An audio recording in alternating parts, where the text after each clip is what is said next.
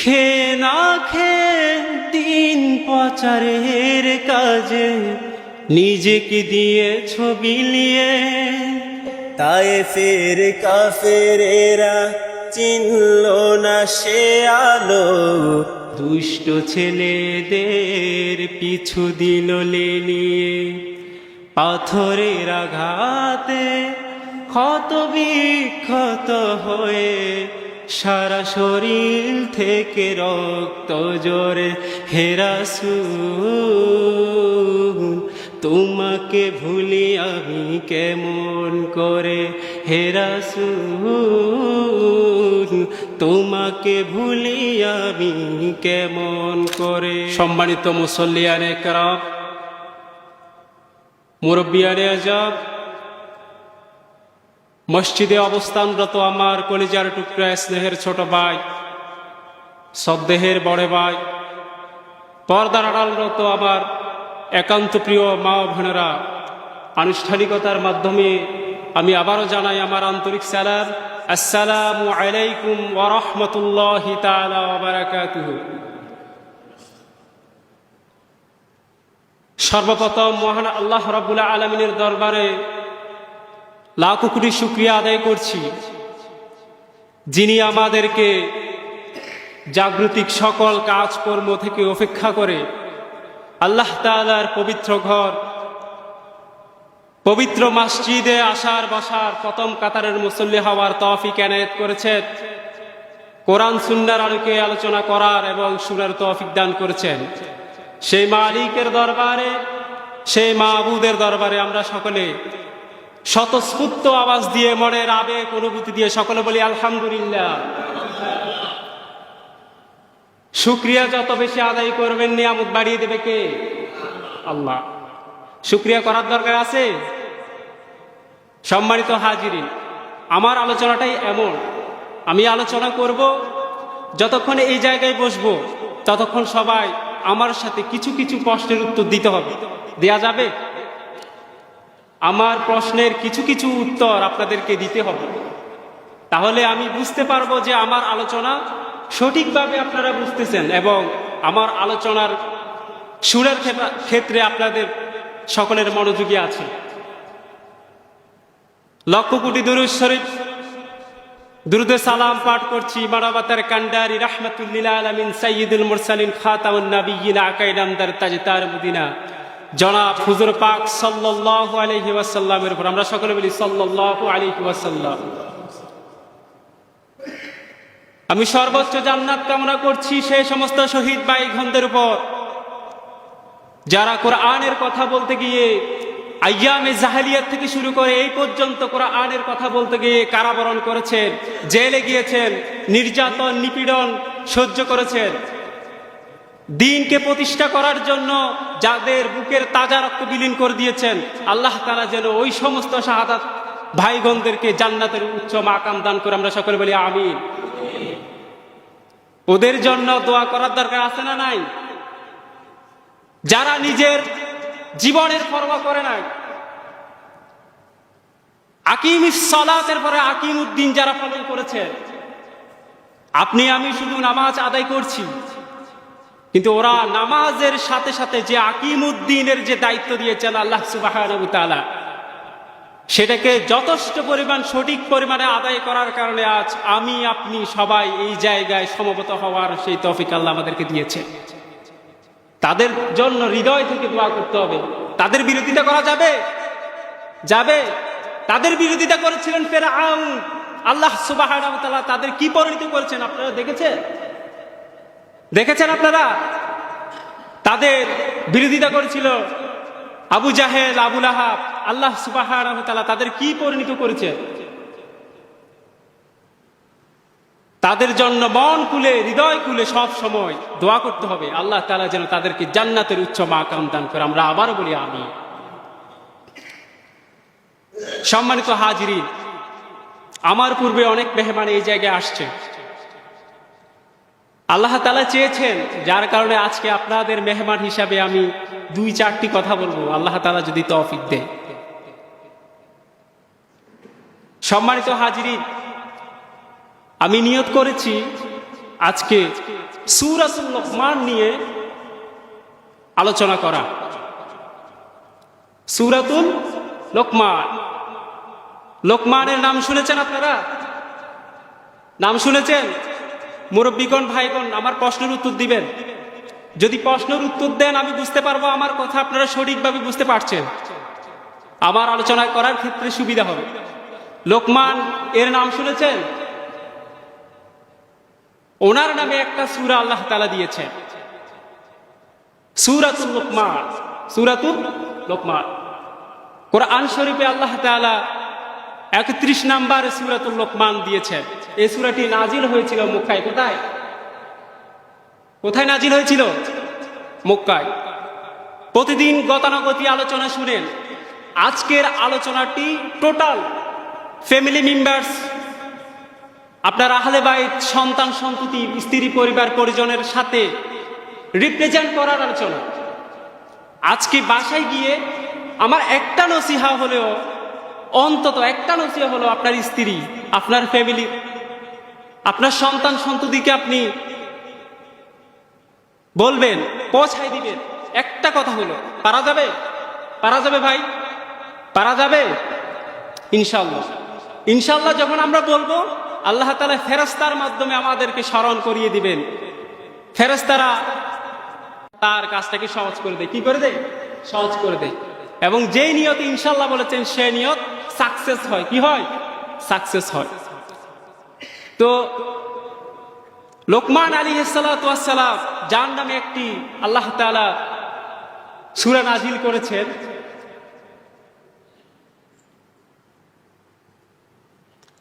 লোকমান আলাইহিস সালাতু ওয়াস সালাম একজন দাসী ছিলেন। কি ছিলেন? কি ছিলেন? দাসী ছিলেন। লাইটগুলো একটু জ্বালিয়ে দেন। লোকমান আলাইহিস সালাতু ওয়াস সালাম কি ছিলেন? একজন দাসী ছিলেন। কোন কোন বর্ণনায় আসছে লোকমান আলাইহিস সালাতু ওয়াস সালাম রাখাল ছিলেন। কি ছিলেন ভাই? রাখাল ছিলেন। কি ছিলেন? এক এক বর্ণনায় এক এক ভাবে আসছে। তবে একাধিক বর্ণনায় আসছে লোকমান আলাইহিস সালাতু ওয়াস সালাম রাখাল ছিলেন এবং দাসী ছিলেন। একজন মনিবের আন্ডারে অনেকগুলো ছাগল, বকরি উনি চড়াইতেন। এই লোকমান আলাইহিস সালাতু ওয়াস সালাম যখন ছাগল বকরি চড়ানো শেষ করে যখন নিজের বাসায় আসতেন, কোথায় আসতেন? বাসায় আসতেন, তখন সবাই, ওনার এলাকাবাসী যারা আছে, ওনার বাড়ির দিকে সমবেত হতো এবং একত্রিত হয়ে যেত। সংখ্যাগরিষ্ঠ লোক ওনার বাড়ির দিকে বসে থাকতো, একত্রিত থাকতো। কি জন্য? লোকমান আলাইহিস সালাতু ওয়াস সালাম থেকে নাসিহা শোনার জন্য। কি শোনার জন্য? নাসিহা শোনার জন্য। আজ সেই লোকমান আলাইহিস সালাতু ওয়াস সালামের নাসিহাগুলো আমি আপনাদের সামনে তুলে ধরবো ইনশাআল্লাহ। সবাই যখন লোকমানের ঘরের সামনে ভিড় জমাইতো, মনিব বলে, আমি মালিক হয়ে, আমি মনিব হয়ে আমার বাড়ির আঙ্গিনায় কোনো মানুষ সমাবেত হয় না, একত্রিত হয় না, ভিড় জমায় না, কিন্তু সে একজন দাসী হয়ে তার ঘরের সামনে সবাই কেন এভাবে ভিড় জমায়? প্রশ্ন জাগে কি জাগে না? সংখ্যাগরিষ্ঠ লোক কোনো একটা জায়গায় কিছু করলে আমরা দূর থেকে দেখলে আমাদের হৃদয়ে প্রশ্ন জাগে না? কৌতূহল জাগে। তো এরকম কৌতূহল জেগেছিল। তো লোকমানকে যখন ডাকা হলো, মনিব, লোকমান এদিকে আসো, তার কলিগদেরকে জিজ্ঞেস করা হলো যে তোমরা লোকমানের কাছে কেন যাও? বলে লোকমান এমন নাসিহা করে যে নাসিহাগুলো শুনে আমরা সম্মানিত হই। সুবহানাল্লাহি ওয়া বিহামদিহি। এমন জ্ঞানী, এমন প্রজ্ঞাময় কথা বলে লোকমান, যে কথাগুলো শুনলে মানুষের হৃদয় শীতল হয়ে যায়। তো মনিব বলল, ঠিক আছে, তোমাদের লোকমান যদি এত জ্ঞানী প্রজ্ঞা যদি তার কাছে থেকে থাকে, আমি তাকে একটা পরীক্ষা করবো, ইখতিবার করব, পরীক্ষা করব। কি করব? পরীক্ষা করব। লোকমানকে যখন ডাকা হলো, লোকমানকে বলা হলো, যাও একটা ছাগল নিয়ে আসো। কি নিয়ে আসো? ছাগল নিয়ে আসো। বলল এই ছাগল থেকে জবাই করে সর্ব উৎকৃষ্ট ভালো জিনিসটি আমার জন্য নিয়ে আসবা। দুইটি জিনিস নিয়ে আসবা। কয়টা জিনিস? কয়টা জিনিস? আমি কিন্তু আপনাদেরকে প্রশ্ন করব, আলোচনার মাঝামাঝি অবস্থায় আপনাদের প্রশ্ন করব, আপনারা তাই সুন্দরভাবে আলোচনাটি শুনেন এবং আমার প্রশ্নের উত্তর দিতে আপনাদের সহজ হবে।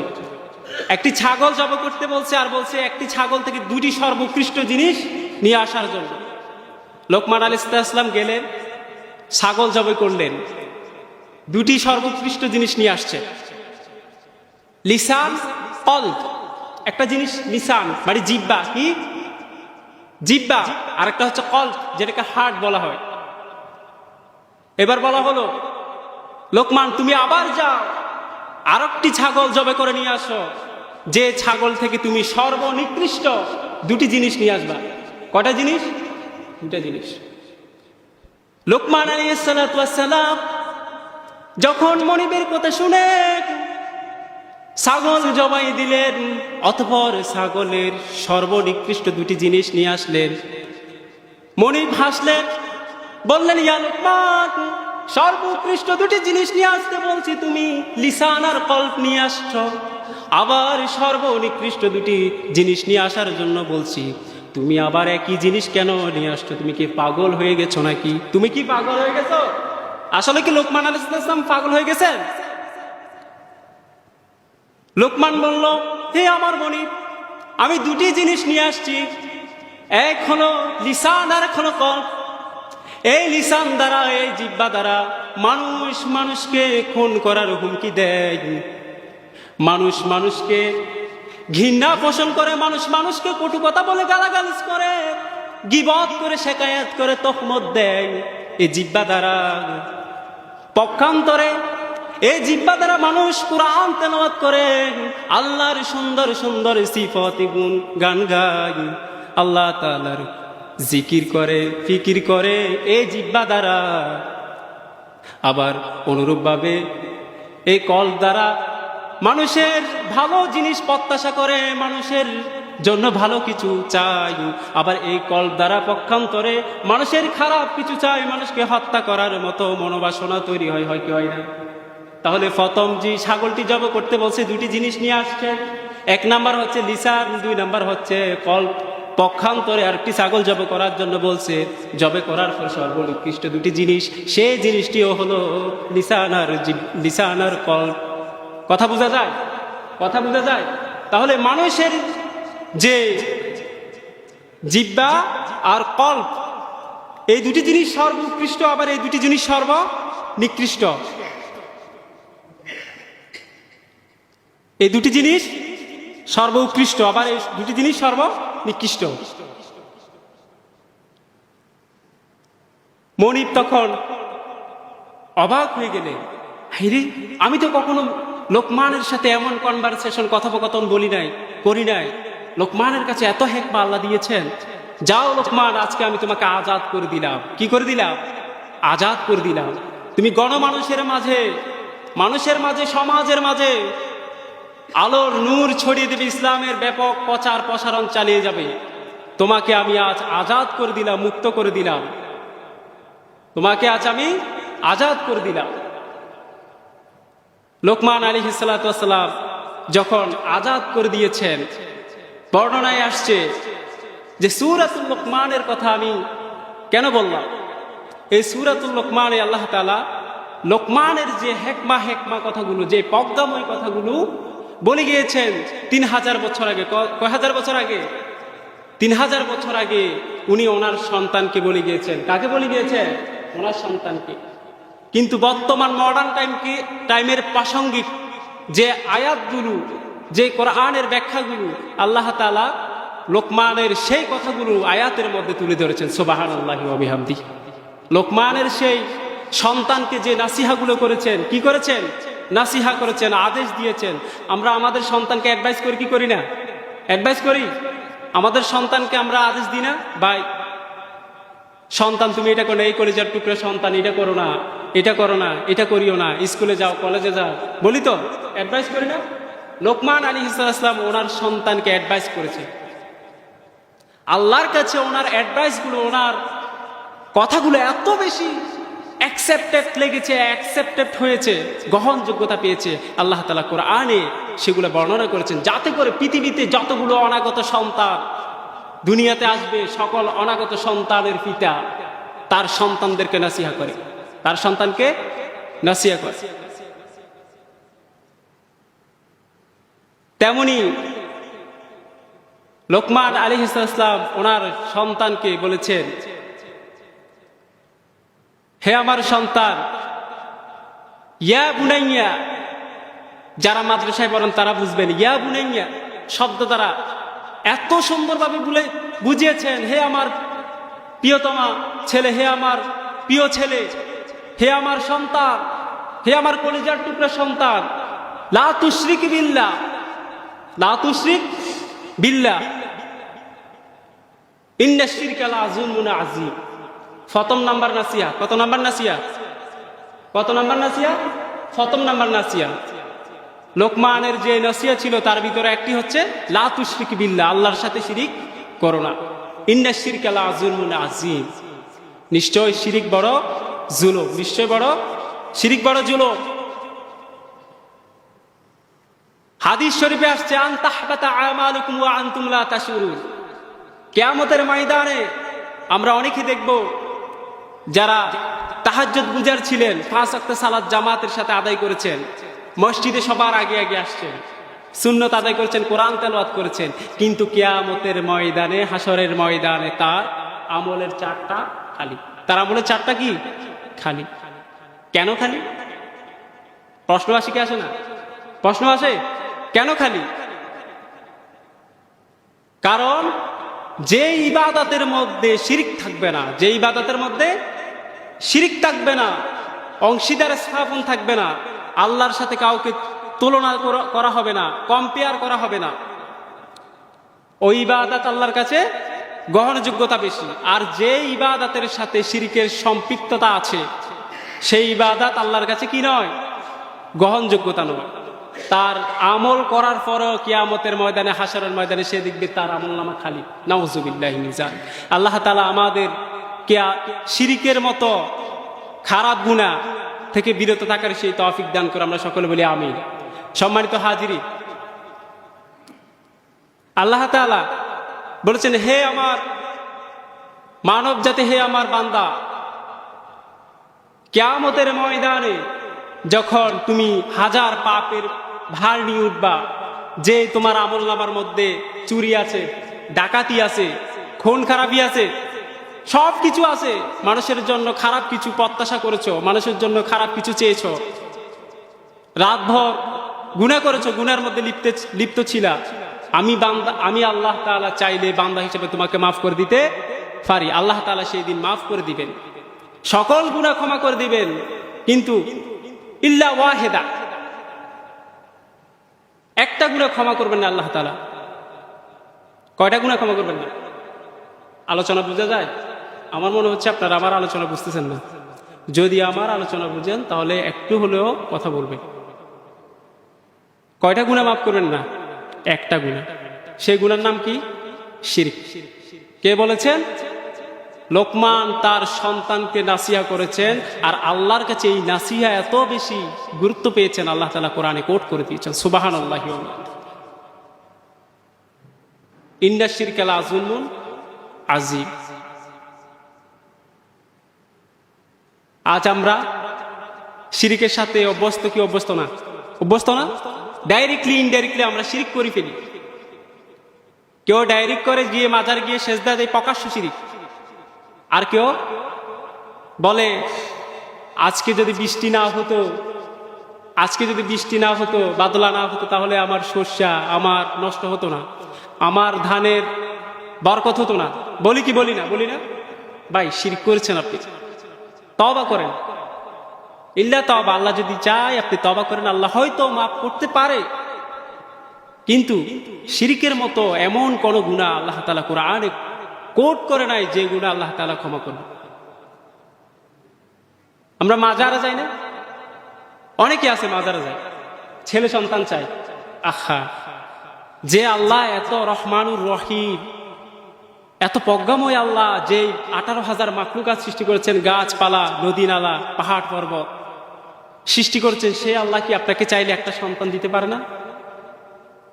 আল্লাহ তাআলা কাউকে কখনো কন্যা সন্তান দান করে, কখনো পুত্র সন্তান দান করে, কখনো কাউকে পুত্র সন্তান কন্যা সন্তান দুটি দান করে, আবার কখনো কাউকে কোনোটাই দেন না। দেয়ার মালিককে, দেয়ার মালিককে ভাই আল্লাহ। পৃথিবীতে একজন স্রষ্টার সৃষ্টি হয়ে কাউকে কখনো কিছু দিতে পেরেছে? পেরেছে? কিয়ামত পর্যন্ত পশ্চিম কালও পারা যাবে না। আর এই সমস্ত প্রকাশ্য শিরিক যদি আপনারা যদি দেখেন, কখনো সমাজে, রাষ্ট্রে, পরিবারে সাথে সাথে পদক্ষেপ নেবেন। কারণ কেন? আল্লাহ তাআলা বলতেছেন ইন কুনতুম, আল্লাহ তাআলা বলছেন কুনতুম খায়রা উম্মতি উখরিজাত লিন-নাস তা'মুরুনা বিল মা'রুফ ওয়া তানহাউনা আনিল মুনকার। এই আয়াত শুনেছেন কখনো? এর আয়াতের এক্সপ্লেনেশন শুনেছেন? ব্যাখ্যা শুনেছেন? আল্লাহ তাআলা বলছেন সমাজের মধ্যে যদি কোনো একটা অপরাধ, বড় অপরাধ দেখো, তোমার নৈতিক দায়িত্ব তোমার উপর ফরজ হয়ে গেছে ওইখানে গিয়ে বাধা দেওয়া। যারা প্রকাশ্য শিরিক করে, প্রকাশ্য গুনাহ করে, তাদেরকে বাধা দেওয়ার আপনার আমার দায়িত্ব, আমাদের রেসপন্সিবিলিটি, আমাদের দায়িত্ব।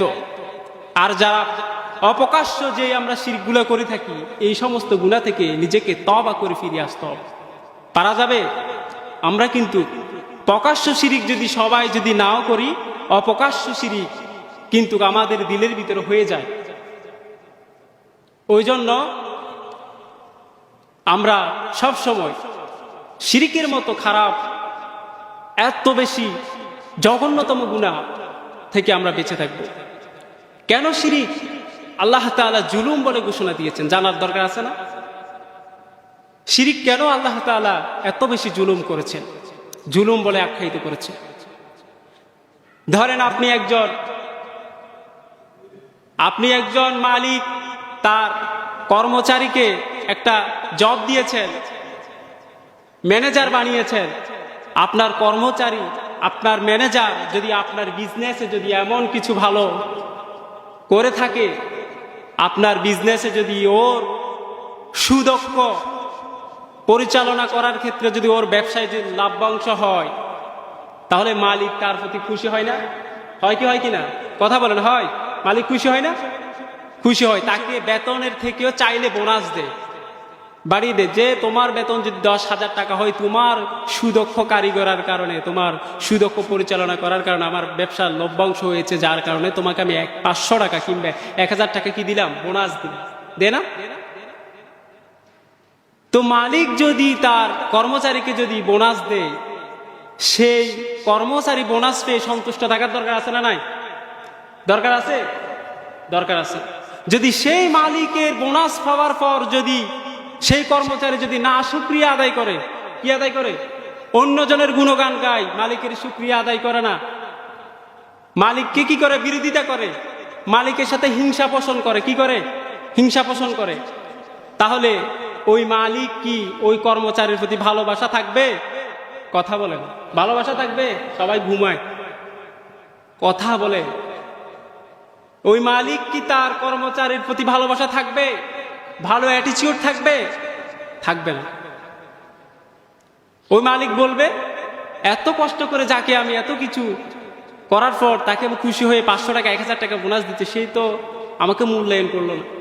ঠিক আল্লাহ রাব্বুল আলামিন আমাদেরকে হাজারো নিয়ামত দিয়েছেন, হাজার crore crore অক্টোলিয়ন billion million billion আমাদেরকে নিয়ামত দিয়ে ভরপুর করে দিয়েছেন। কিন্তু এত নিয়ামত দেওয়ার পর যদি আমরা আল্লাহ তাআলার সাথে যদি কারোকে যদি অংশীদারে স্থাপন করি, ওই মালিক যেই মালিক বোনাস দেওয়ার পরও তার শ্রমিক তার গুণগান গায় না, অন্যজনের সাথে তার মালিকের বদনামি করে, যেরকম দেখতে খারাপ, আল্লাহ সুবহানাহু ওয়া তাআলার কাছেও ঠিক অনুরূপভাবে আল্লাহ তাআলা এত নিয়ামত দিয়ে আমাদেরকে সৃষ্টি করার পরও আমরা যদি আল্লাহ তাআলার সাথে কাউকে অংশীদার স্থাপন করি, আল্লাহ তাআলার কাছে তার থেকে দ্বিগুণ বেশি খারাপ লাগে। আল্লাহর আরশ কেঁপে উঠে যখন কোনো মানুষ শিরক করে। এই পৃথিবীতে আল্লাহ ছাড়া কি কোনো কেউ অন্য মাবুদ আছে যে আল্লাহ তাআলার সমকক্ষ আছে? আমরা সূরাতুল ইখলাস পারি না সবাই? পারি? পড়ি না প্রতিনিয়ত? সূরাতুল ইখলাসের অর্থ জানি আমরা? আল্লাহ বলে দিয়েছেন না, এটা ছোট্ট একটা সূরা, এটার সিগনিফিক্যান্স কত জানেন? এটার গুরুত্ব। আলোচনা শেষ কয়টায়? আলোচনা শেষ টাইম? আলোচনা শেষ হয় কয়টায়? 1:25। নামাজ 1:30। আচ্ছা, আলোচনা করবো না স্টপ করে দিব?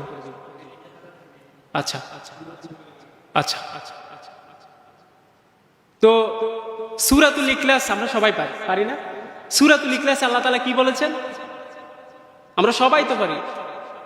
কুল হুয়াল্লাহু আহাদ, আল্লাহ তাআলা এক। আমরা সাক্ষ্য দিই না আল্লাহ তাআলা কি এক। আল্লাহুস সামাদ, তিনি অমুখাপেক্ষী। লাম ইয়ালিদ, তিনি কাউকে জন্ম দেন নাই।